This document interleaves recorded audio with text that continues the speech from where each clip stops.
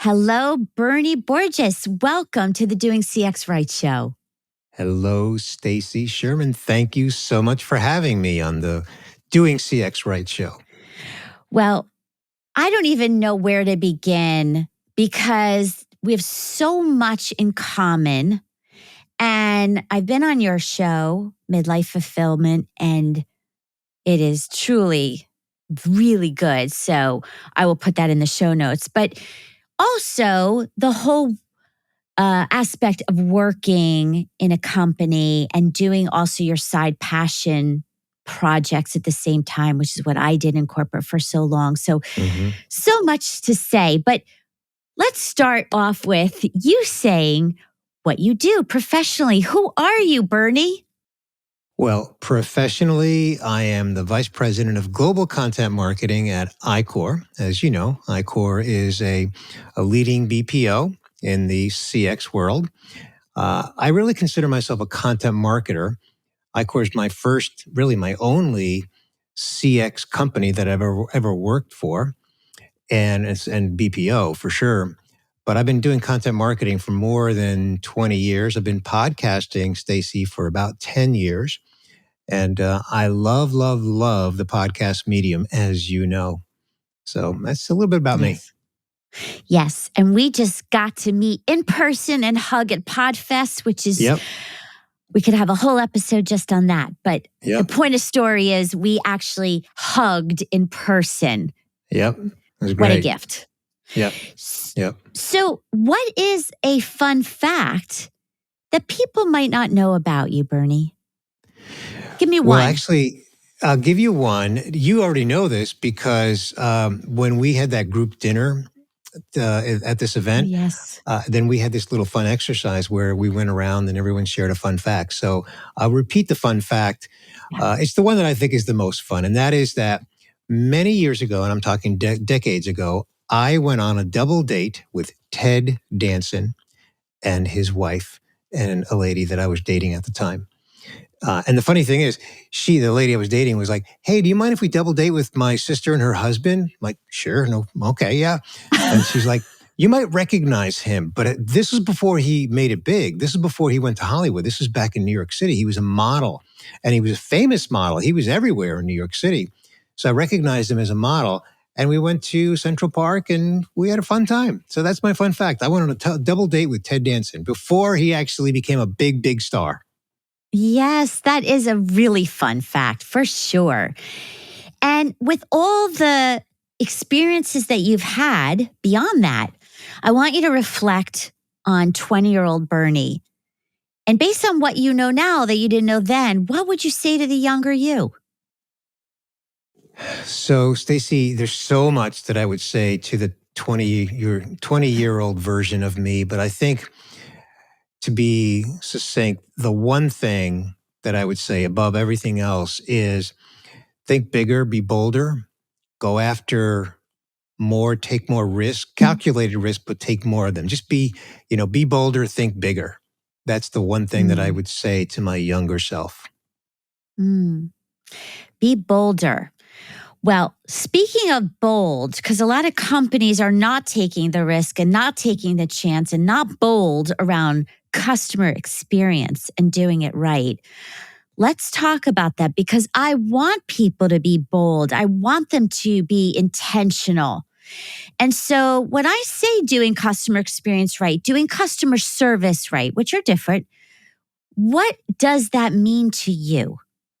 Yeah. To me, the operative word is experience. Now, of course, it's the two words strung together. It's the experience for the customer. And that experience begins before the customer becomes a customer. And I think that way because I'm a marketer. And so I think we have to create the experience for the customer all the way back at the awareness level. Once you get on a customer's radar, whether you're a brand that the customer maybe doesn't know anything about, so you now are creating some awareness with the customer that your brand exists and your brand, might have some value to them. Or if you're a big brand that is a household name and everybody knows them, but nonetheless, you're advertising or marketing to that consumer. So creating the experience should not be limited to when they're a customer. And it should not even be considered less important when a customer is at sort of the end cycle of a particular product purchase, because that customer has so much potential, as you know, Stacy, has so much potential to be either a detractor or an advocate or an ambassador for you. So really thinking about how can the brand create this holistic 360-degree experience for the customer that just is ongoing. That's how I think about it. Yes. And I love that you brought up these points because I do a lot of work around journey mapping, and marketing and awareness and interest is the beginning of that journey. And it's so important because you don't get to the other parts of the journey without that. Exactly. That's why it's important for brands to be thinking holistically about the entire life cycle of the customer. And it begins before the customer has purchased something, especially for brands that have multiple products that they have the potential to sell a lot to. You know, whether it's a consumer goods company or a retailer. Obviously, a retailer, you know, big box retailer, there's a million different products we can buy from a big box or a specialty retailer.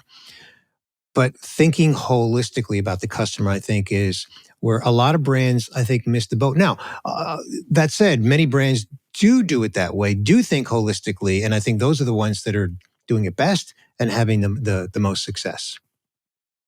I want to stay on this topic around marketing and content and the experiences for the customer and the prospects. Do you see these roles separate? Do you see them combining CX and marketing? What's your take on this? Because I've had some really fun debates and I want to hear your perspective. Yeah, I like this topic, Stacy, because this is anecdotal, but what I am seeing, again, anecdotally, is that CX is not all that integrated with marketing, that it kind of lives out there on the org chart as sort of this separate silo. Maybe it's under the CEO, maybe it's under the chief technology officer. I think it really belongs under like a chief customer officer or commercial officer. Depends on the size of it. If we're talking enterprise, then I'm going to use C-level acronyms. But I think it needs to be under the executive that really owns the entire customer life cycle. And if it's just, especially if it's under technology, then that concerns me, because then what I read into that is that they're really focusing on how to maximize technology and delivering the customer experience. And of course, you and I both know technology is an important aspect of the whole CX delivery. Yes. But if it's siloed under technology, I think there's a big risk of missing the intimacy and of the customer relationship, and again, the entire life cycle of the customer relationship, and the lens that can come from the marketing executive and their team. And even the marketing executive and their team, they need to be thinking about the life cycle of the customer as well, beyond the purchase, not just getting them to buy. So again, it's anecdotal, but I'm not seeing it as integrated as I would like to see within the org chart. Absolutely. I agree. And there's an opportunity for that to change. Why do you think that marketing and CX both are typically the first roles to get cut? And yet, we just talked about the journey and how important that's the first step of the journey, is the awareness and the interest. And why is it that it's looked at as a cost more than a revenue? Not everywhere, but it's companies don't always justify it. What's your perspective? Yeah, that's a hard one because I think it's pretty specific, pretty unique to each organization on their Yeah. rationale. I don't know that I really have an opinion on why that happens. Broadly speaking, I think, again, I'm speculating, Stacy. I think it's more around companies looking to cut costs and look across an Mm. organization and find places where they think they can cut costs.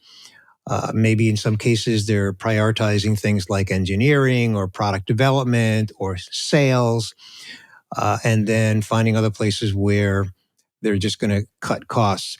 I think marketing is more at risk than customer experience, generally Mm. speaking, because I think in a lot of C suites where that cost cutting conversation happens, they might perceive marketing to be more quote unquote expendable than customer experience. At least if they're wise, they would prioritize customer experience. Ideally, not at the expense of marketing, but I think on this topic, having this conversation, it's a difficult conversation because, talking about cutting departments or people is a difficult thing to talk about. But I think the CX part of an organization, uh, boy, I don't think that's something. Now, can you look at what you're doing and find more efficient ways and maybe reduce some cost? Okay, Mhm. I'm okay with Mhm. that. And we should always be, continuously improving and looking to, reduce cost, minimize cost, that sort of thing, optimize proficiency, efficiency, cost effectiveness, all of that. But certainly not like deep to the bone cuts in CX can really, really hurt a company in such a big way. So I don't know. Yeah. You got me It going is on a this tough. rant. So let me pause there. Yeah, no, it's a tough topic. It is. And I Yeah, have it so many is. people calling me right now to say I've lost my job.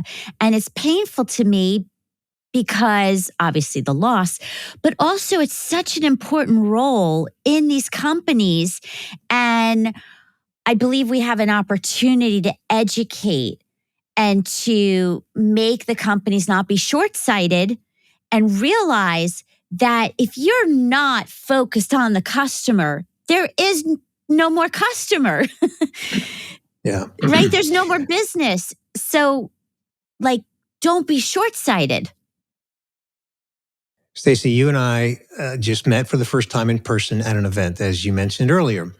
And we spoke about the fact that where we were, the venue, and I will not name the brand, they must not be doing a good job of investing in CX because the CX experience it left a lot that can be improved upon. So I think it's just a matter of priority at the executive level, really determining, where to invest in the business. And to me, it's such a shame to not train employees on how to properly deal with customers. It's just a missed opportunity. And again, do you want brand detractors or brand ambassadors? Because when you have a poor CX, you're creating brand detractors. And I don't think there's a single CEO on the planet that wants brand detractors. So then why are you skimping or cutting CX when that's what you're potentially creating is brand detractors?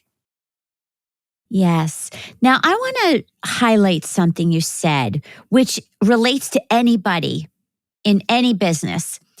You could have really good marketing, lots of emails, lots of event press, lots of company news, get people there, provide a lot of knowledge, tons of great content.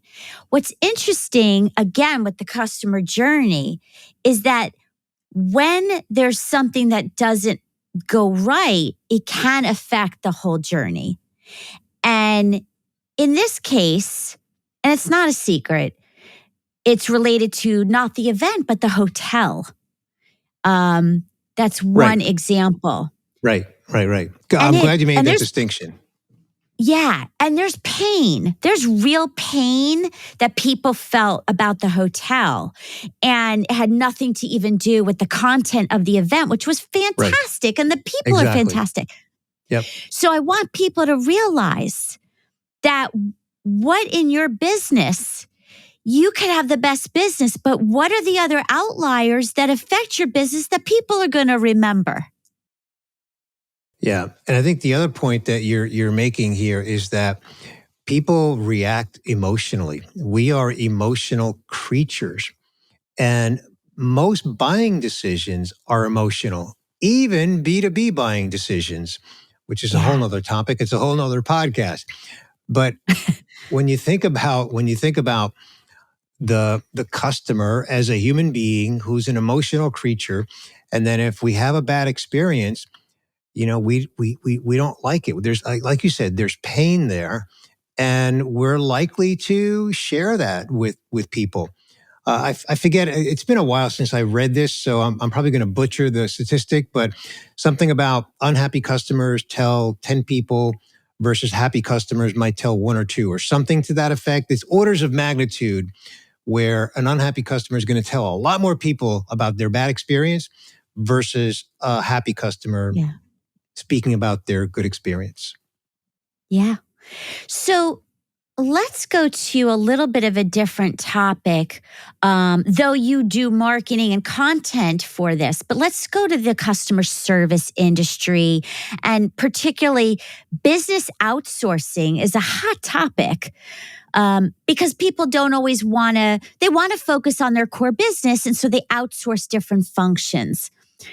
So, how does everything we're talking about, experiences and customer experience and customer satisfaction, what does it have to do with the outsourcing industry?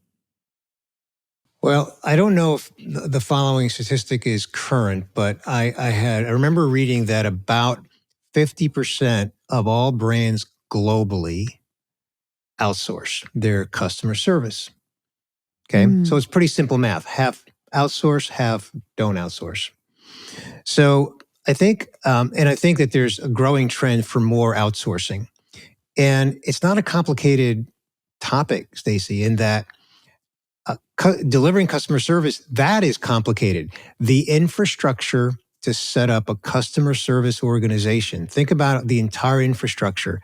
Yes, people, but also a lot of technology has to be put in place, which is why I mentioned that oftentimes CX is under the technology executive because there's so much technology. You've got phone systems, you've got all kinds of digital, you've got CRM, you've got IVRs, you've got just a ton of technology that's needed to deliver good CX, right? And so a lot of companies have come to realize that it's a distraction for them. It is a cost center. And there's an entire industry out there of outsourcing companies like iCore, the company that I work for, and many, many others, that their entire business model is to accept a brand's customer service, customer care, all kinds of outsourcing functions, because the BPO has built, in many cases, at least speaking for iCore and many others, a global infrastructure that's both technology and people and processes and recruiting and training and onboarding, and the list goes on. So companies that choose to do that in-house, that's a big, big commitment. And one thing that I see pretty commonly, Stacy, is where a lot of brands are beginning or have begun over the last several years, and I'm not talking 2 to 5, like 5 to 20 years, have been outsourcing more and more. So they may not have outsourced 100% of certain processes, including customer service.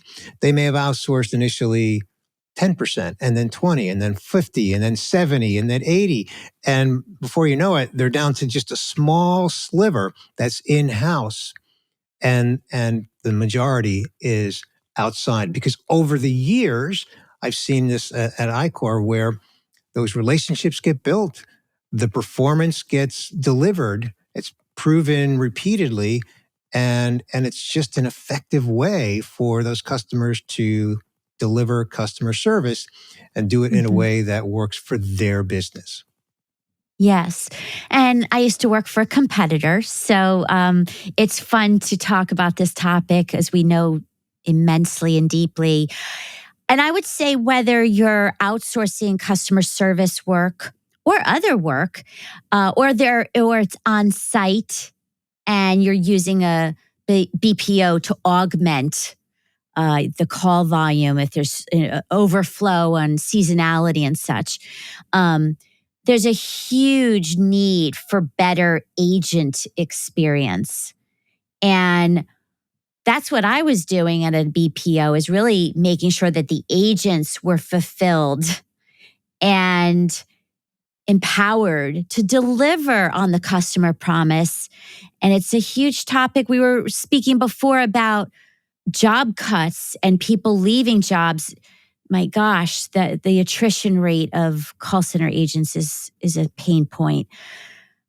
But I'm going off track. I want to bring it back that outsourcing is a really good solution. It frees up your time as a core business.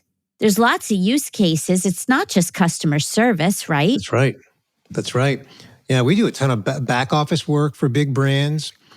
We do, we work with catalogs and do sales and cross-selling and upselling and just handling inbound calls. We do revenue recovery. I mean, there's all kinds of processes that can be outsourced in a way that's just really cost effective for the business, and not just cost effective, even though that's important, but it's just effective for their business, meaning it works and it works really well. Yeah. Now, you in a unique position are in a customer service, that's the product and more. And also you are a marketer and content creator.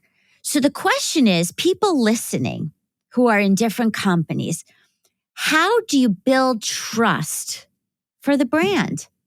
How do you get people to say, yeah, you're the one I want to do business with?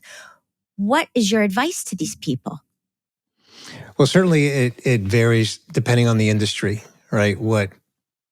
What's going to work, and an approach that a utility company is going to take can be very different than hospitality, can be very different than a brick and mortar retailer versus an online catalog retailer. So, with that little caveat there, breaking it down to its simplest component, it's about consistency and personalization. And in personalization, I mean delivering content and creating an experience through content and other ways that really helps the consumer, the customer feel like you get them, like you understand them, and that you're also willing to help them, that you're not just marketing to them, that you provide value to them, information that they can use that's going to make their life, a little bit better. So if you're on a company that sells equipment for fitness, for example, right? Then information and content that's just going to help people in their fitness routine, their fitness journey, that sort of thing. So that as a consumer, I feel like they care about me. They understand what my needs are, and they're building what I call, and I didn't make this up, so I can't claim pride of authorship, but what I call KLT, know, like, and trust. So when they're building that know, like, and trust factor with me consistently over time, then when it's time for me to go buy that, stationary bicycle or whatever it is that it's called these days, then the brand that's done the best job of really serving me, Stacy, not just marketing to me, not just feeding me content, but serving me, is the one that I'm going to have an allegiance to. I'm going to have an affinity with, and that's the brand that I'm going to go to first. And unless they give me a reason not to buy from them, that's probably the brand that I'm going to buy from. Again, unless they give me some reason that it's not a fit for me.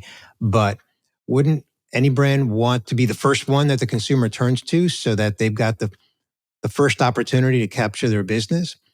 So it really is about, back to what we were saying earlier, creating that experience. And I wanted to add that concept in there of serving the consumer so that they don't feel sold to. We live in this age where, as consumers, we have access to so much content. And consequently, we also have the ability to just sort of push brands aside. Like, no, you're not helping me. No, you're not helping me. No, you're not helping me. Oh, I'm getting help here. I'm going to keep consuming this content. I'm going to keep engaging with this brand because they're helping me. They're serving me. Serving you, how does that change with this emerging technology? How do you gain and sustain loyalty with the mindset of serving? Is it a paradox? Well, a lot of it is definitely omni-channel, right? I mean, omni-channel is a big concept in the whole CX world. Meet the customer where they want to be met. So you might want to be met on your phone, your mobile phone. Maybe I want to be met on my tablet. Other people, I know of catalog companies that are still very much available by phone, right? So the operative word is voice, right? Voice service, right? Yeah. Chat is another one. So it's all a matter of giving customers the option to be served wherever they want to be served. And then also do it in a way that is contiguous. And what I mean by that, if it's not obvious, is if you start a conversation on your phone and then you want to continue it on SMS, that your record followed. Again, back to the technology infrastructure, right? You start that conversation on your phone, you move to SMS, you don't want to start over, you want to continue it. And as consumers, you know the drill, right? Life happens. You start a conversation, something happens, you have to run. You come back to it 6 hours later, you don't want to start over. So it's providing that good experience and then leveraging the technology and really appealing to the humanity of the people, understanding what it is that they're going through, that they need. A good example is what we call revenue recovery. In the old days, it was called collections. And now it's called revenue recovery. And the most effective revenue recovery programs that I'm exposed to through ICOR are those where the people that are being called are being spoken to at a very intimate, humane level. And we're talking to them about their situation. And it's not, hey, you owe us money, pay now. It is a true human conversation where literally relationships are built between the caller and the recipient. And ultimately, those people get on a payment plan and the revenue is recovered because it's done at a human level. Again, it comes back to just creating a great experience and doing it at the human level. Absolutely. Well, as we're getting down to the end here, I have a couple last questions. What is the best leadership advice you've received or given? And we know that there's no customer experience without the right leadership behind it. So what stands out to you? Well, you're not going to be surprised in my answer because I've been kind of speaking to it. And that is leadership where the leader really shows genuine concern for the people on their team as people, wanting to know what makes them tick. What are their interests outside of work? What are their long-term life goals? Not just career goals, Stacy, life goals. When those conversations, when those relationships exist, you stand a much greater chance of those people being loyal to the team, loyal to the company, loyal to whatever program they might be on, because they feel valued. They feel like you care about them. Loyalty is my favorite word, personally and professionally. And if I had a lot of leaders and CEOs and entrepreneurs in my room right now, what is that one takeaway you want them to remember about doing CX right? So it's really just sort of reinstating what we've been discussing here, and that's the full customer lifecycle. You referenced journey mapping. So really looking at the entire journey of the customer, understand where it begins, and the fact that it's cyclical. It doesn't really end. It's cyclical. Now, it depends on the product and the company, of course, but really looking at it holistically, and then also investing in training your frontline people, training so that they know how to interact with customers. a lack of training or poor training can have a very negative experience with the people who are frontline and your customers. And doesn't matter how much technology you've got in place. Nothing else matters. Nothing else matters. When that frontline person, whether it's in person or digital or voice or whatever, when it's not a good experience because they haven't been trained well, that is hard to recover from. So investing holistically across the entire customer journey and investing in the frontline people and training them to deliver great CX. Mm. Oh, so much more to say. Well, yes, we are coming down to the end here. I will put in the show notes how to reach you and where you are and your show. And just thank you for being here, keeping it real. And I think that for people listening, especially if you're in the marketing and CX world, and any role, how you have to work together, the communication, the consistency, keeping it human, and knowing that all of that makes a difference to sustain and gain loyalty, which is, as I said, so important and my favorite word. So thank you, Bernie, so much for being here. Thank you, Stacy. Thank you so much for having me. I really enjoyed it. And I love your podcast, the Doing CX Right podcast. Thanks again. Thank you.